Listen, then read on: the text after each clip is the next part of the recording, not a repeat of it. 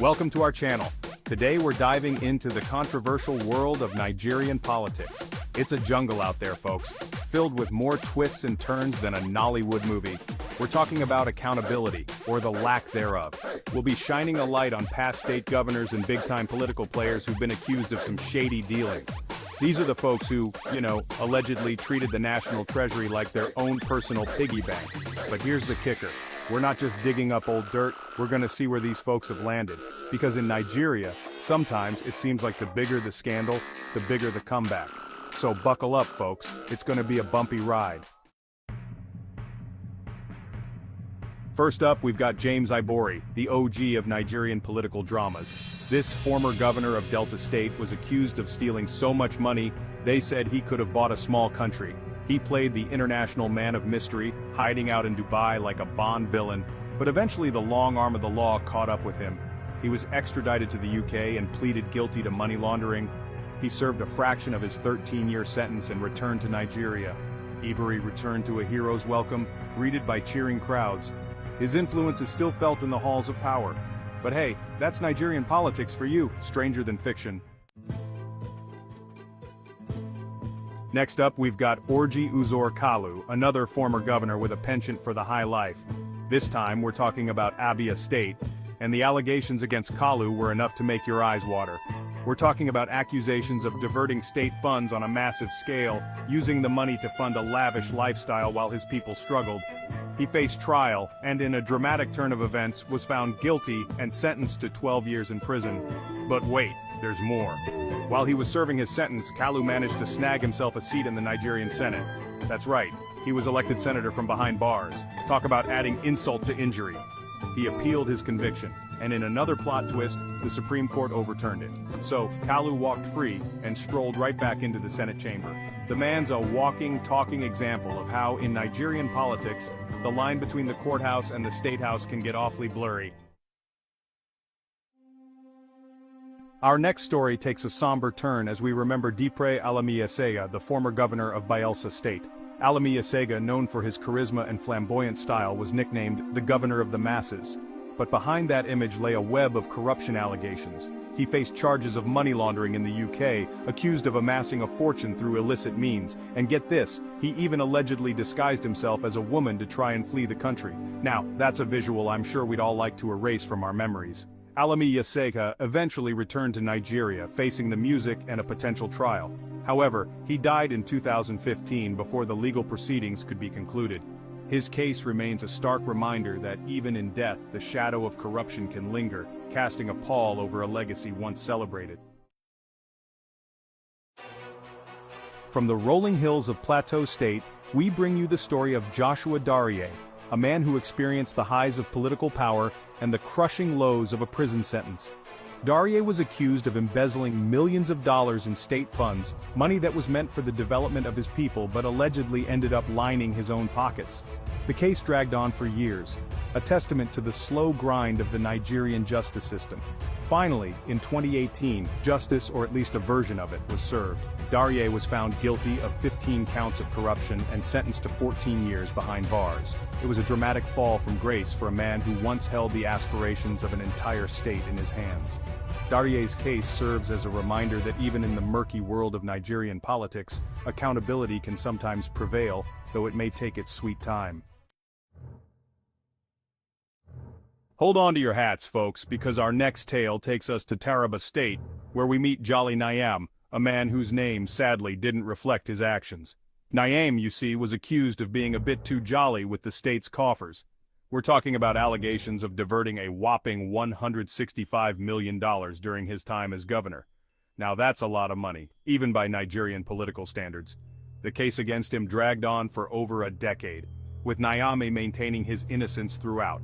But in 2018, the hammer finally came down. He was found guilty of misappropriation of funds and sentenced to 14 years in prison.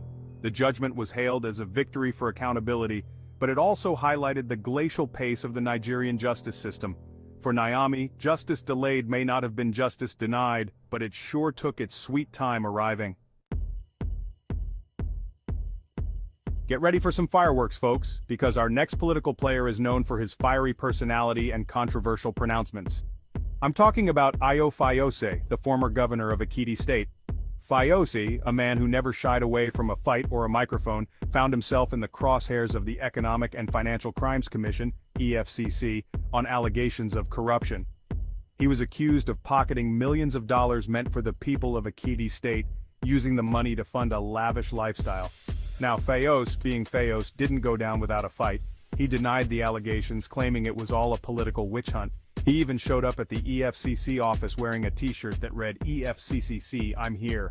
Talk about making an entrance. While he's currently not holding any political office, Fayose remains a vocal figure in Nigerian politics, known for his scathing critiques of the government. Whether you love him or love to hate him, one thing's for sure, Ayo Fayose always keeps things interesting.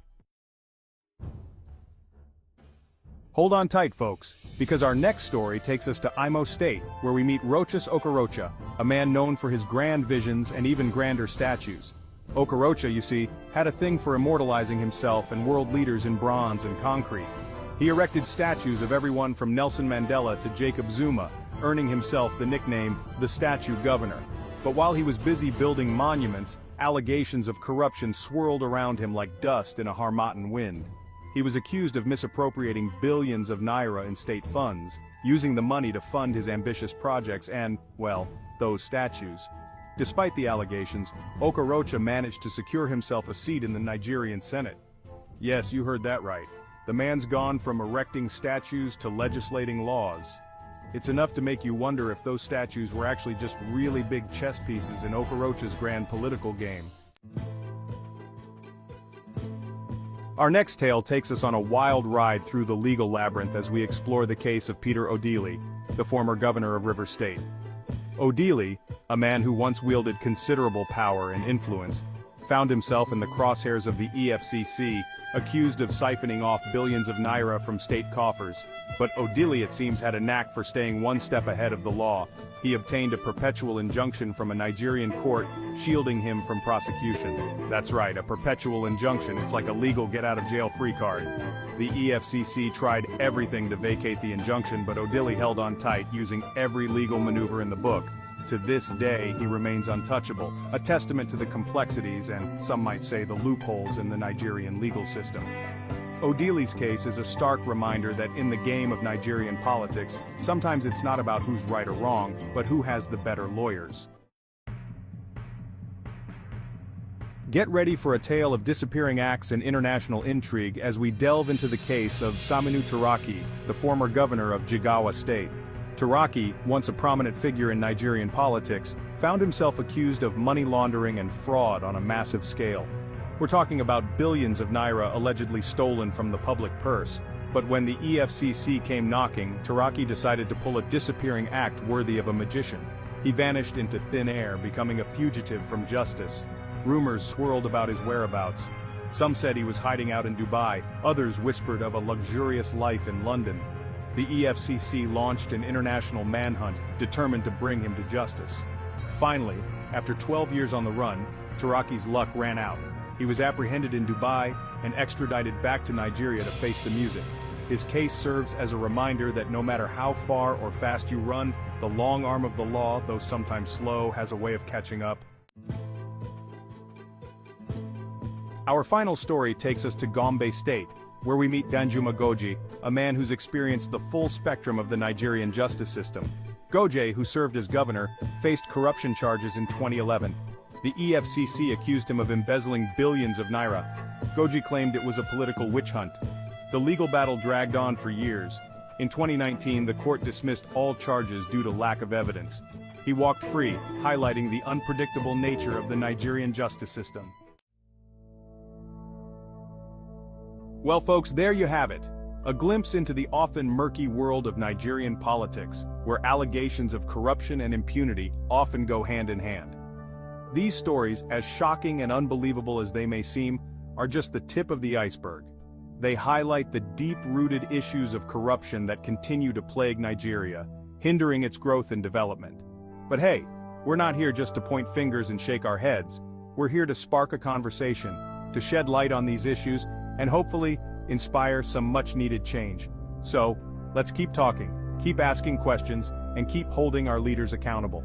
Thank you for watching. If you found this video informative,